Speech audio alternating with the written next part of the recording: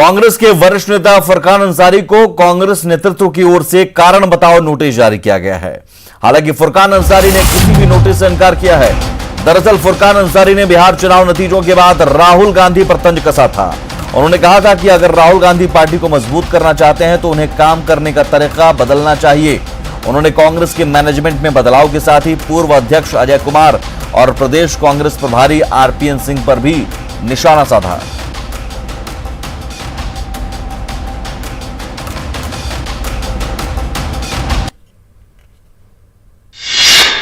हम आला कमान के खिलाफ तो है नहीं, और कांग्रेस के जो मैनेजमेंट है, व्यवस्था है, उसके खिलाफ हम हैं।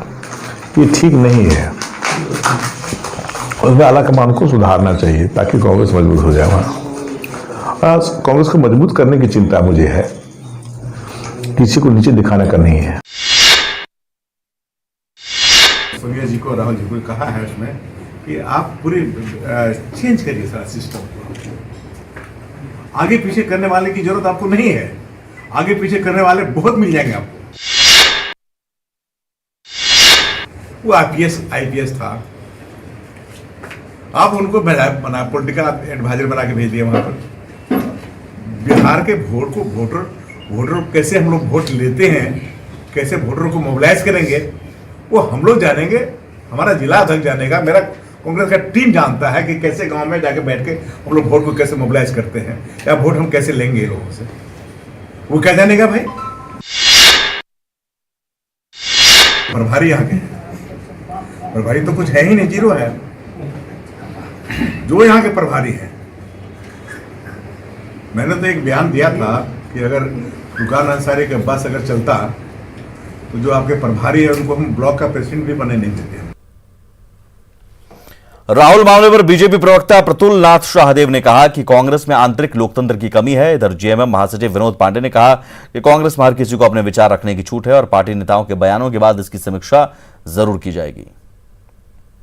क्या कहा है कि कांग्रेस में कलेक्टिव लीडरशिप होनी चाहिए, सीडब्ल्यूसी का चुनाव होना चाहिए और 5 स्टार कल्चर जो कांग्रेस में आ गया है उसको रोकना चाहिए। फरकान अंसारी साहब ने क्या कहा कि राहुल गांधी की रैलियों में जो लोग जाते थे उन्हें समझ ही में नहीं आता था कि आखिर राहुल गांधी क्या बोल रहे हैं। तो इस तरीके का जब कांग्रेस का लोगों से डिस्कनेक्ट हो जाए तो एक बड़े व्यापक चर्चा की आवश्यकता है। मुझे लगता है कि इन दोनों सीनियर लीडर्स ने जो बात कही है, कांग्रेस को उसको जरूर गंभीरता से विचार करना चाहिए।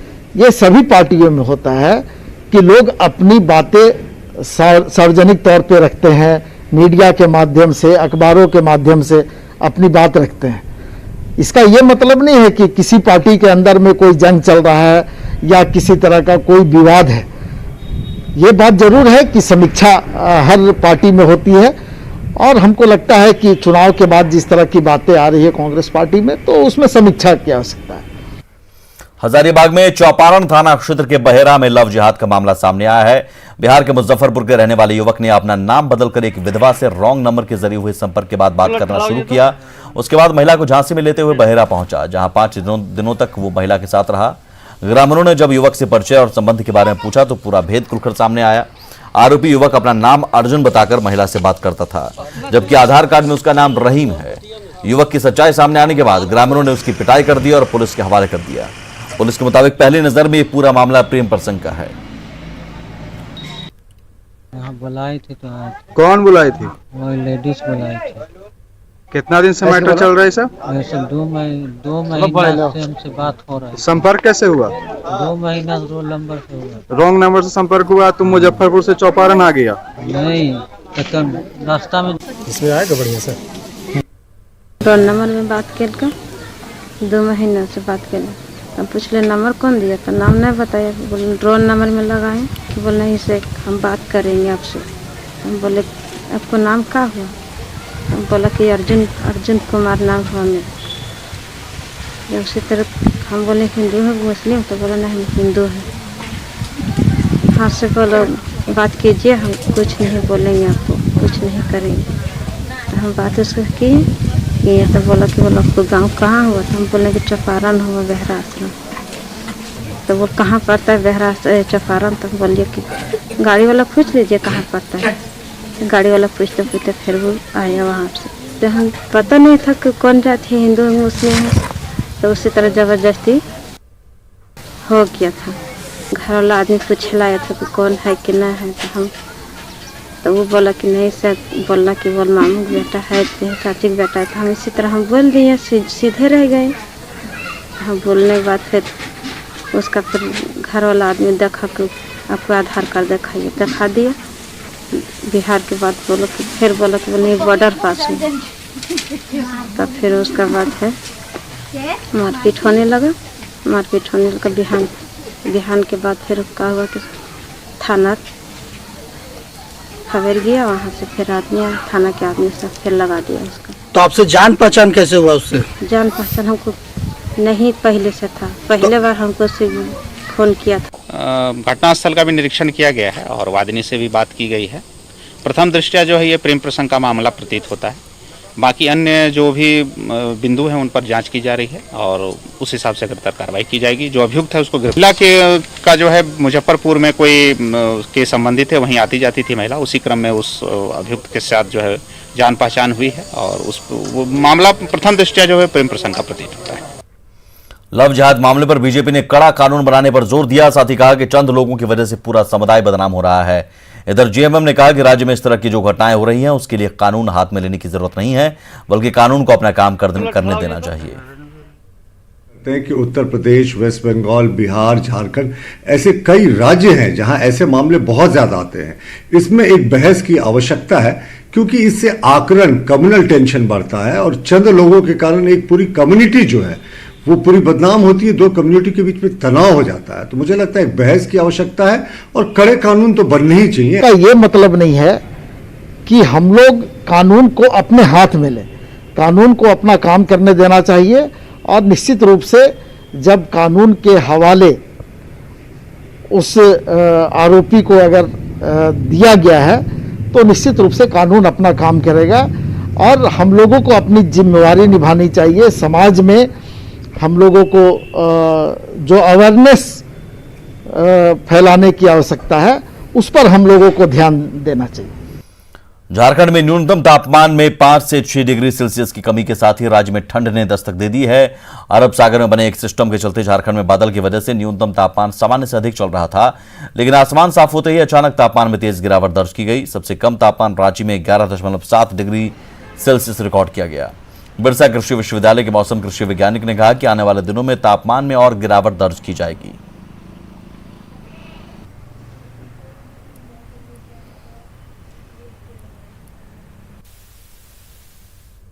से परिस्थिति नहीं बनी तो धीरे धीरे तापमान में और भी गिरावट आती जाएगी। 15 दिसंबर से लेकर 15 जनवरी तक शीतलहरी की स्थिति बन सकती है, जाड़े की शिद्दत ज़्यादा हो सकती है और ये पूर्वानुमान भी है आईएमडी की तरफ से इस बार भारतवर्ष में सर्दी ज़्यादा पड़ेगी। तो कुल मिलाकर के वही दिसंबर जनवरी की जो सर्दी है वो ज़्यादा होगी। जो बुआई हो गई है उसका अंकुरन हो गया, पौधे निकल गए हैं। जो बुआई नहीं हुई है उसके अंकुरन में थोड़ा विलंब होगा कि तापमान घटने से अंकुरन की अवधि थोड़ी बढ़ जाती है। आगे बढ़ते हैं। रांची में चाचा ने अपने ही भतीजी को गोली मारकर घायल कर दिया। घायल को रिम्स में भर्ती कराया गया है। बताया जा रहा है कि शराब के नशे में चाचा ने भतीजे को गोली मारी। घायल के मुताबिक चाचा ने कुछ अपशब्द बोला जिसका उसने विरोध किया तो चाचा ने गोली मार दी। गोली युवक के पेट में लगी है। फिलहाल पुलिस मामले की छानबीन में जुटी है। बोला, हम बोले चाचा लगता है। हाँ, हम बोले चाचा लगता है तो कैसे बोलेगा? अच्छा, बोल रहे तो बोलेंगे जो करना है करना। वही सब बात हुआ, उसके बाद फायर कर दिया। वहाँ बीच बचाव के लिए कोई नहीं आया? नहीं, अचानक फायर किया ना। आगे बढ़ते हैं। कोडरमा में अवैध शराब के खिलाफ छापेमारी अभियान चलाया गया जिसमें अवैध शराब की भट्टियों को ध्वस्त किया गया। पुलिस ने छापेमारी में 250 लीटर महुआ शराब, 400 किलो जावा महुआ और शराब बनाने के उपकरण जब्त किया और उसे नष्ट कर दिया। फिलहाल किसी की गिरफ्तारी नहीं हो सकी है, लेकिन पुलिस लगातार छापेमारी कर रही है। छठ मनाने गए झारखंड की बड़ी संख्या में लोग इन दिनों वापस लौट रहे हैं। हालत यह है कि बिहार से आने वाली बसों में क्षमता से अधिक सवारी आ रहे हैं, जबकि रांची से बिहार जाने वाली बसें खाली रहती हैं। वहीं बिहार से आने वाली बसों में अत्यधिक भीड़ होने की वजह से कोरोना संक्रमण का खतरा बढ़ गया है। खादगढ़ा बस स्टैंड का जायजा लिया रांची संवाददाता भुवन किशोर झा ने। छठ मनाने गए बिहार के लोग अब झारखंड वापस लौटने लगे हैं और इस कारण से हर बसों में भारी भीड़ देखी जा रही है। आप देख सकते हैं ये खादगारा बस स्टैंड है जहां पे अमूमन हर दिन बिहार के लिए करीब 100 से 150 गाड़ियां यहां से खुलती हैं और जो बिहार से जो गाड़ियां आ रही हैं उसमें काफ़ी भीड़ देखी जा रही है, क्योंकि छठ मनाने के लिए बड़ी संख्या में लोग यहां से गए थे और यही वजह है कि जो बसें आ रही हैं उसमें सारी सीटें फुल दिख रही हैं। हम यहाँ के कुछ लोगों से बात करना चाहते हैं जो कि बस का संचालन करते हैं यहाँ पे। क्या है, बस वही पूरा भीड़ आ रहा है। पूरा भीड़ आ रहा है? हाँ, पूरा भीड़ आ रहा है। हाँ, इधर से खाली जा रहा है। बस 2-4 दिन का मेला है, ट्रेन तो है नहीं, तो यात्री सब करेगा क्या, जबरदस्ती बस में घुसता है। ट्रेन नहीं रहने का सुविधा सरकार की तरफ से कोई सुविधा नहीं है। और जो बेचारा जो गए हुए हैं जिनका काम है वो तो जबरदस्ती आता है। हम लोग मना भी करते हैं तभी जबरदस्ती झगड़ा कर गाड़ी में चढ़ता है, तो क्या किया जाए। यहाँ पे जो है वही कर रहे, मास्क लगा के अपना सैनिटाइजर गाड़ी भी हो रहा है, हम लोग भी अपना साफ सुथरा रखते हैं। बाकी पैसेंजर जो है जाने वाला जा ही रहा है। लेकिन परेशानी तो होती होगी ना? नहीं, वैसे परेशानी नहीं हो रहा, हम लोग के गाड़ी में नहीं, और सब तो जैसे लोकल गाड़ी है या और भी कोई में भीड़ भाड़ जिसमें रहता है उसमें। साफ तौर पे लोग चाहते हैं कि किसी तरह से वो घर वापस आएं, यानी कि झारखंड वापस आएं, और इसके लिए कहीं ना कहीं कोविड-19 का जो गाइडलाइन है उसका उल्लंघन होता हुआ दिखता है। ऐसे में सवाल यह उठता है कि जिस तरह से दिल्ली एवं अन्य राज्यों में कोविड-19 का प्रकोप बढ़ा है तो कहीं न कहीं झारखंड को भी ये खतरा न झेलना पड़े। कैमरा पर्सन अमित के साथ भुवन किशोर झा, न्यूज 18 रांची। झारखंड पुलिस पूर्वी सिंहभूम में नक्सलियों का प्रभाव और दहशत खत्म करने के लिए आत्मसमर्पण कर चुके पूर्व नक्सलियों का इस्तेमाल करेगी। इन पूर्व नक्सलियों को पहले केंद्र और राज्य सरकार की योजनाओं के तहत सहयोग देकर आसपास के लोगों को जागरूक किया जाएगा। विशेष अभियान के तहत 1 लाख से 1 करोड़ तक के इनामी नक्सलियों की सूची बनाई गई है। इसके जरिए नक्सलियों को मैसेज दिया जाएगा कि आत्मसमर्पण करें या वे मारे जाएंगे।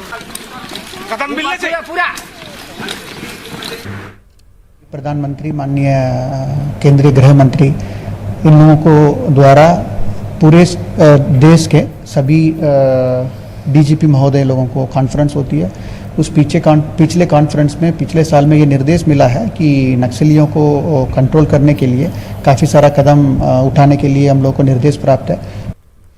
गुमला में घाघरा थाना क्षेत्र के कोटामाटी गांव की एक महिला के साथ उसके सगे संबंधियों ने ही डायन बिसाही का आरोप लगाकर मारपीट की। इस घटना के बाद जब पीड़ित ने थाने में मामला दर्ज कराया तो उसके साथ घर में घुसकर दोबारा मारपीट की गई, जिसके बाद पीड़ित ने पुलिस से सुरक्षा की गुहार लगाई है। वहीं पुलिस ने मामले की छानबीन के बाद कार्रवाई का भरोसा दिलाया है। इनका जो गोतनी का भाई है वो आए और पिए हुए थे जैसे बतलाती है, और बोले कि चलो अंदर, मैंने रेप करने की नीयत से। जब ये बोले कि हम कहे जाएंगे अंदर फंदर, तो इनको बलजबरी ले जा रहे थे। जब नहीं गई तो इनको खींचते हुए ले गए। उसके बाद डाइन बिसाही कह के मारपीट करने लगे और मार के हाथ भी तोड़ दिया गया। तो लोग केस की है? हाँ, तो दीदी को हम लोग केस कराए। अगले साल होने वाले मैट्रिक इंटर परीक्षा के लिए जैक 5 सेटों में मॉडल क्वेश्चन जारी करने जा रहा है। राज्य सरकार द्वारा 40% सिलेबस में कटौती किए जाने के बाद जैक इसी आधार पर परीक्षा आयोजित करेगी। अगले साल फरवरी मार्च में होने वाले मैट्रिक इंटर की परीक्षा कोरोना को ध्यान में रखकर ही आयोजित की जाएंगी। इसके लिए जैक ने तैयारी शुरू कर दी है। जैक अध्यक्ष अरविंद कुमार सिंह की माने तो मैट्रिक इंटर की कंपार्टमेंटल परीक्षा की कॉपी का मूल्यांकन 26 से शुरू होगा और दिसंबर के दूसरे सप्ताह में रिजल्ट घोषित होने के बाद अगले साल की परीक्षा के लिए फॉर्म भराया जाएगा। विद्यालयों में पठन पाठन का कार्य अवरुद्ध है कोरोना के कारण, क्योंकि जिंदगी अधिक महत्वपूर्ण है पढ़ाई के प्रति। फिर भी क्योंकि सिलेबस में कटौती हो गई है तो उस कटौती किए गए सिलेबस के आधार पर मॉडल क्वेश्चन की तैयारी में हम लोग लगे हुए हैं। मॉडल क्वेश्चन जो ही तैयार होता है एक सेट हम देते जाएंगे वेबसाइट पर, और बच्चे उसकी सहायता से अपना तैयारी कर सकेंगे। पूर्वी सिंहभूम के मुसाबनी में रिटायर्ड शिक्षक आदिम जनजाति के बच्चों के बीच शिक्षा की अलख जगा रहे हैं। सबर बच्चे जो दिन भर इधर उधर खेला करते थे, वैसे बच्चों को अपने घर में बिठाकर निःशुल्क शिक्षा ये शिक्षक दे रहे हैं। लोबिन सबर के इस काम में उनकी भतीजी नीलिमा सबर भी साथ दे रही हैं। नीलिमा अभी बीएड कॉलेज में पढ़ाई कर रही हैं और शिक्षक बनना चाहती हैं, लेकिन चाचा भतीजी की इस जोड़ी की पहल की लोग सराहना कर रहे हैं।